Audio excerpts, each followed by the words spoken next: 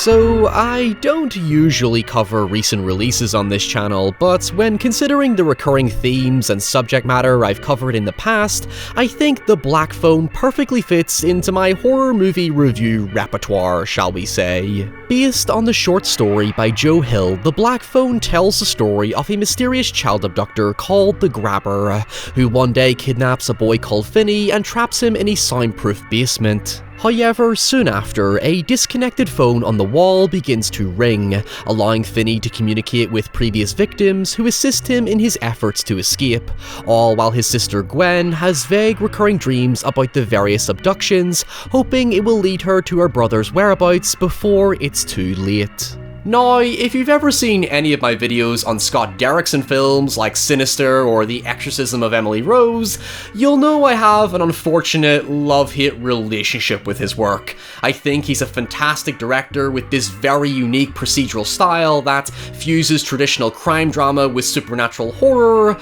However, as much as it pains me to say it because I hate to speak ill of talented directors, I don't think his concepts ever stick the landing, and The Black Phone kind of feels like that in places. Don't get me wrong, I highly recommend it. It's a thoughtfully stylish, confidently crafted, and alluringly atmospheric chiller that manages to stay grounded in a harrowingly believable true crime mystery, despite the increasing supernatural components. However, because it sticks so closely to conventional mainstream sensibilities of the tried and true American horror formula, I feel it lacked a certain emotional bite that's so broodingly conveyed in its first half. I do not want to linger too long on the negatives because they're actually more down to a conflict with my personal tastes, expectations, and desensitization, rather than an issue with quality, because it's a quality film, as I'll explain shortly.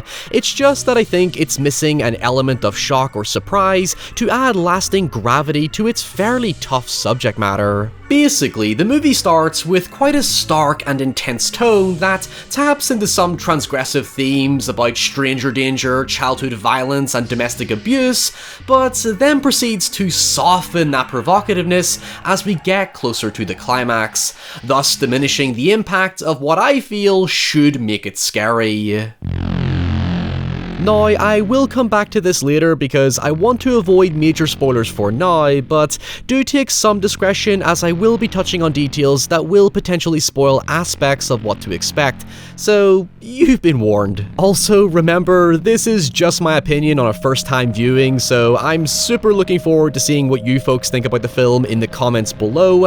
I imagine a lot of you will love this, so please do share your feelings and insights with me when you see it. There is no better comparison to The Black Phone than Sinister, considering Derrickson and C. Robert Cargill wrote both films, and they each had the transition from true crime mystery thriller into supernatural territory. The biggest difference with The Black Phone is that there's a noticeable restraint placed on the supernatural stuff that I did not expect given how much the trailer heavily promotes it. It was actually my biggest dread going in, but it completely addresses the core issue I've had with Derrickson's films in the past.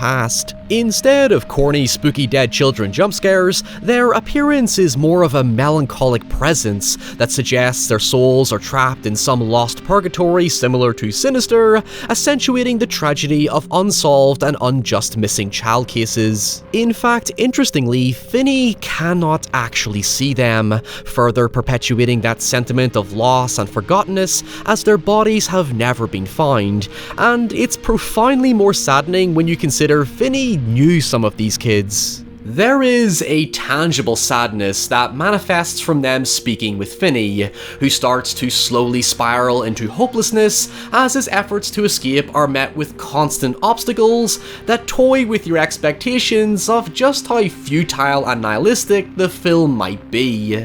You can see Joe Hill's father's influence all over the story. Stephen King was never afraid to breach the taboo and put children in distressing danger, and this story is no different. It doesn't pussyfoot around its violence towards children, nor sanitize its harshness. I mean, it's not world cinema levels of cruelty, but the slow burn grittiness of its opening half is pretty grueling in places. The brutal but restrained scenes of bullying and kids fighting add an authenticity authenticity to the real childhood experience. Sure, I can't relate to it because I was sheltered and never got into a fight or had to depend on street smarts, but knowing my dad and how he grew up in the 60s and 70s, he understands exactly how frequently some kids had to defend themselves in tougher neighborhoods. It's a subtly grim yet realistically ordinary setting. Taking place in 1978 as a nod to Halloween, The Black Phone is a return to 70s horror's emphasis on the domestic paranoia of stranger danger,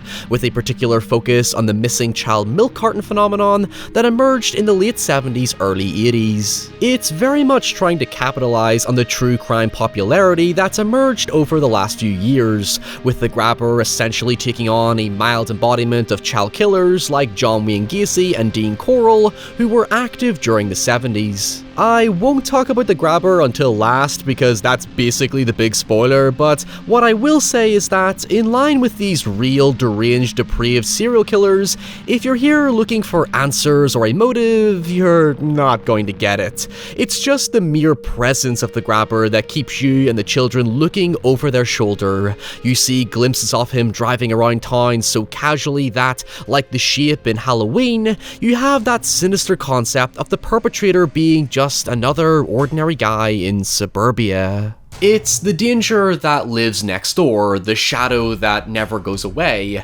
projecting a helplessness onto the kids as they become increasingly alienated, even in their own homes. I really love the 70s vintage color palette. There's a very light sepia tone mixed with the use of Super 8 photography to add a newsreel/home video verisimilitude. The camera work is also made to feel unnaturally distant yet claustrophobic by what looks like zoomed photography framed as mid and long shots, thus heightening a sense of voyeurism. It's a refreshing aesthetic because frankly I'm fucking sick of 80s nostalgia, and the Black Phone looks and feels so sincere to the films of its era. There's a raw mundanity and harshness given to the time period, as opposed to simply glorifying nostalgia. I actually don't think I've seen it done this well since Summer of '84, which also did a similar story to The Black Phone by avoiding giving its characters a clear resolution or catharsis that you might expect to see in coming-of-age films of that particular era.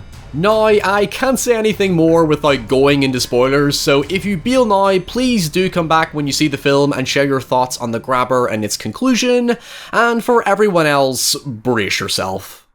So, if I was to say I was surprised by one thing, it's just how little screen time Ethan Hawke actually has. It almost feels like an over-glorified cameo given he only has a few select scenes that are shown in the trailer. It's a shame really, because Hawke does an immense job with what he has to work with, which to be honest isn't much. The movie actually shows or tells us very little about the Grabber, leaving his backstory and persona open to complete interpretation.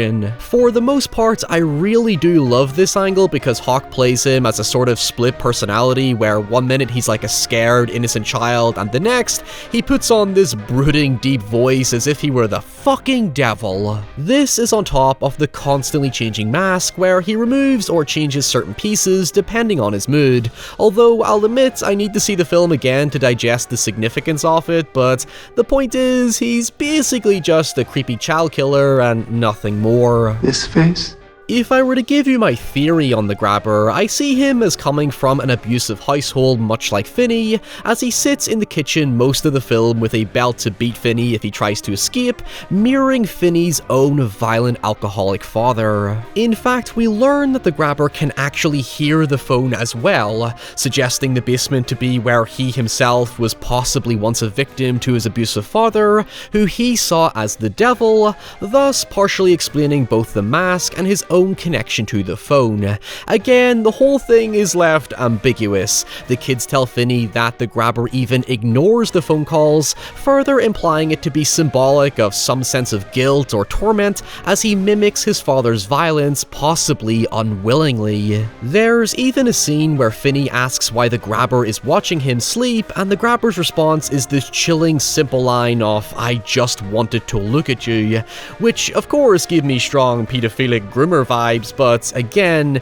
given the whole scared child persona he sometimes put on, I think he possibly sees himself in these kids as well, and so is both figuratively and very literally trying to capture an innocence that was lost on him. It kinda goes back to what I was saying about the dead kids in Purgatory. The Grabber is like some sort of soul collector, so you end up debating whether to take the rational answer or the supernatural one.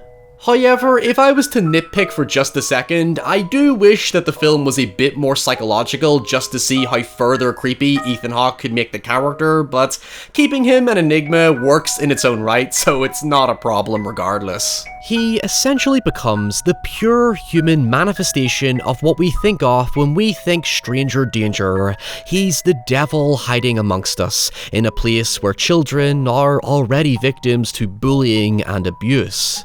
It reminded me immensely of a more palatable possum, with the whole black balloon symbolism as the poisoning of childhood, and the 70s public service announcement vibes, as well as the complete ambiguity of his character, and his implied association with real-world predators. The one thing I really didn't like was the whole coked-up brother angle, because it felt like it drifted too far into camp as opposed to the general pulp feel of the film. The humor just doesn't work. I understand it's there for levity, but the story doesn't feel like it needs it, especially with the all-too-clean finale where Finney traps the Grabber and eventually kills him.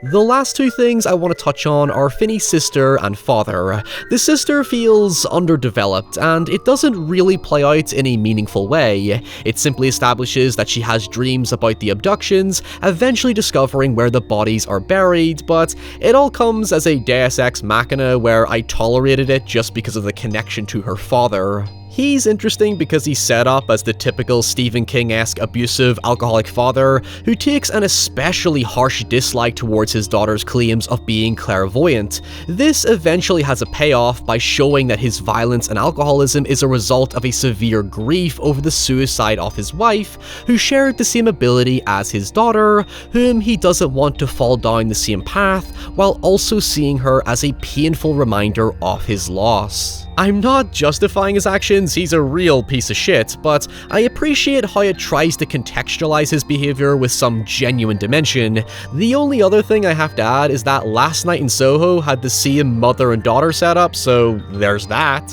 And that's all I have to say for now. If you saw The Black Phone, again, please share your feelings in the comments below, and until next time, stay safe, stay away from black balloons, and I'll see you all very soon. Bye!